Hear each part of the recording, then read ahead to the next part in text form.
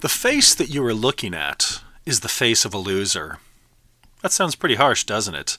That I would call this person a loser, and I'm going to explain that later. Who we're looking at is Cheddar Man. He's called that because his skeleton was found in the Cheddar Gorge in Somerset, England.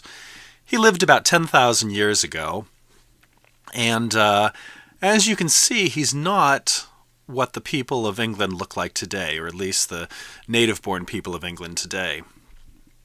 Why do I call him a loser? What is it that made him insufficient? Is it the way he looked? Is it the things he believed? Is it the way he sang? No, I'm talking about the ultimate loser. I know that sounds very harsh, but the biggest contest of all is the one of evolution. Do you survive? And Cheddar Man's people, let's call them the Cheddarians, did not survive. Why is this? As you can see, he's portrayed here with dark skin. Now, the first thing I must say is his skeleton was 10,000 years old, and DNA tests were done on him. And the people who conducted the test warned that the results might not be accurate. This may not be what he looked like at all, at least his skin color. He may have had lighter skin, but pretty much people are assuming for now that he did indeed have dark skin of roughly the hue that we're looking at. He probably had sort of wavy curly hair like we're looking at. He apparently had blue eyes, and so we can question whether this is accurate, but we'll assume for now that it is. Why did he die out? Why did his people all disappear? The reason is he had dark skin. Now, this was okay for a while.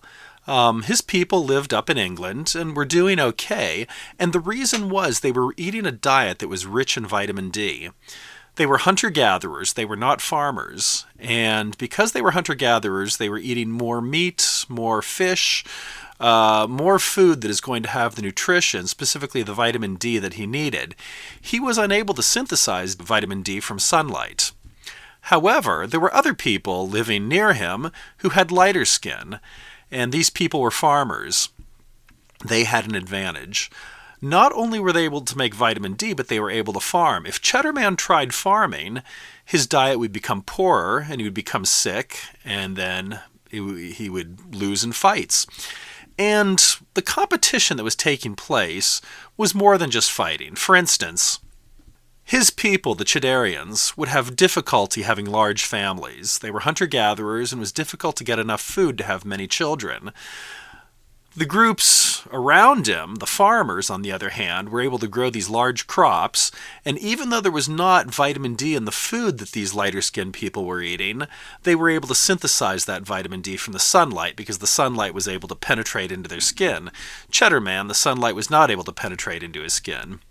And so anytime there was any sort of competition, the farmers would win because they would have more people.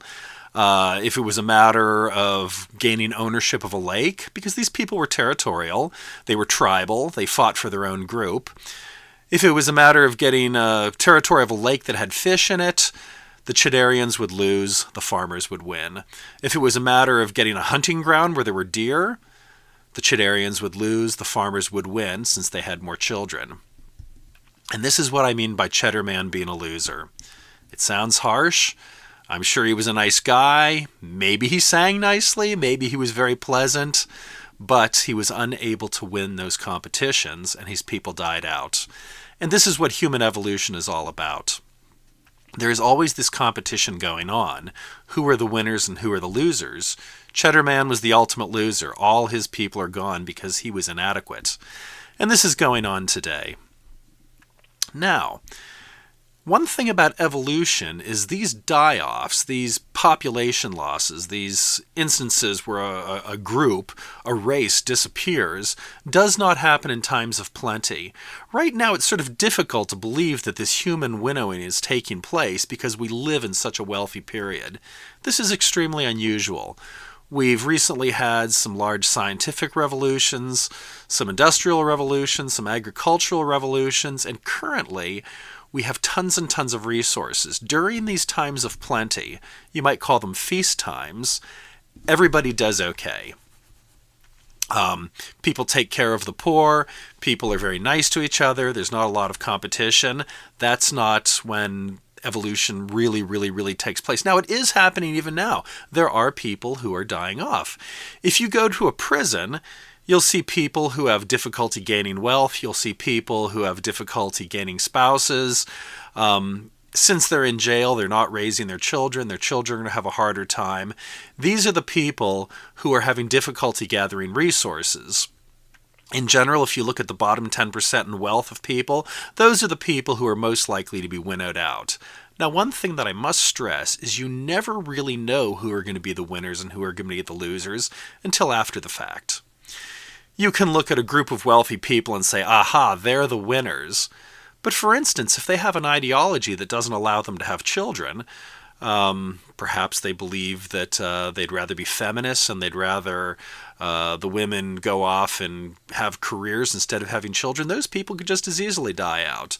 So a group of wealthy people can be losers if they don't have children and grandchildren. But in general, if we look at the bottom 10% of people in wealth, those are the people who are going to have trouble gaining resources, and especially during the famine times, during the times when there's a lot of scarcity, which always return, those people are going to die out. What we're also looking at is another example of a race war. Cheddar Man lived 10,000 years ago. He was human, just like you and I are human. He was different than the population that now is in England, the lighter-skinned people. He was of a different race, and his people, the Cheddarians, lost that race war. These race wars are always going on. There were other races that died out. I've said in previous videos, the Neanderthals, we know that they were a race. They were not a separate species because we can see that we have some Neanderthal DNA. Therefore, there was interbreeding taking place. Any population that is able to have children with another population is not a separate species. They're a separate race. And so the Neanderthals were a race, just like Cheddar Man, just like black people, just like Asian people. And the Neanderthals were unable to compete. They died out. The Denisovans also were another race. They're completely wiped out.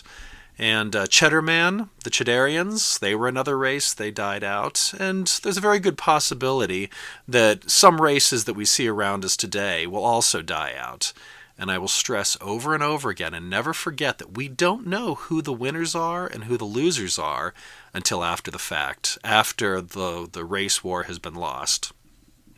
You can look at Europeans and say, hey, they're pretty successful. But Europeans may be the losers. Maybe they're not going to have enough children. Maybe they're going to do something else. Maybe they'll die in a plague.